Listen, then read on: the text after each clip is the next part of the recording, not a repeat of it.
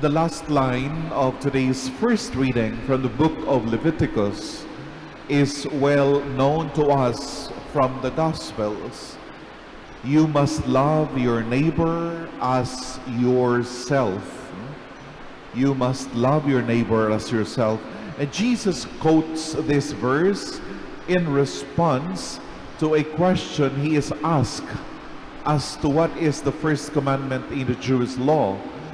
Having given the first commandment to love God with all one's heart, soul, mind, and strength, he then quotes this verse from Leviticus, "You shall love your neighbor as yourself," and identifies it as the second commandment, thereby giving it a really important standing.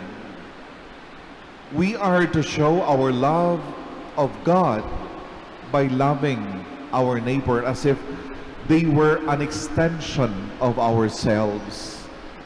In our gospel reading today, Jesus goes further than this second commandment. Jesus declares that not only are we to see our neighbor as an extension of ourselves, but we are to see our neighbor as an extension of himself. It is almost as if the first commandment and the second commandment have become one. In loving our neighbor, Jesus declares that we are loving him, and we know from elsewhere in Matthew's gospel that in loving Jesus, we are loving God, because Jesus is Emmanuel, God with us.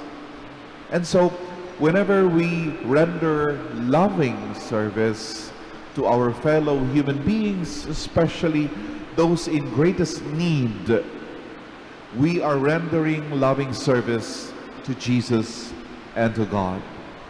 The opposite is also true. Whenever we neglect to love our neighbor in need, we are neglecting to love the Lord. And this is the case whether or not we are aware of it.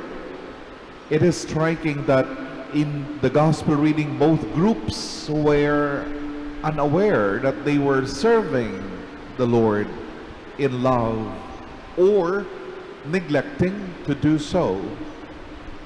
Jesus suggests that there is a great deal more going on in our dealings with each other than we often realize, especially in our dealings with the most vulnerable.